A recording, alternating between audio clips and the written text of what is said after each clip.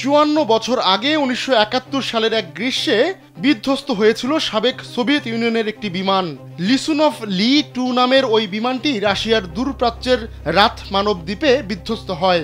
সম্প্রতি সেই বিমানটি একটি ড্রোন ফুটেজের বদৌলতে আবারও প্রকাশ্যে এসেছে। এতে দেখা যায় পাহাড়ের উপর পড়ে রয়েছে বিধ্বস্ত বিমানটি। ফটোগ্রাফার ভাদিম মাখরভ ওই বিধ্বস্ত বিমানের ভিডিও ধারণ করেছেন।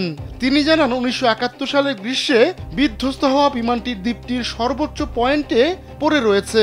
সাবেক সোভিয়েত ইউনিয়নের রাতমানব আউটপোস্টে বর্ডার গার্ডদের জন্য ব্যালট পেপার নিয়ে যাচ্ছিল ওই বিমানটি।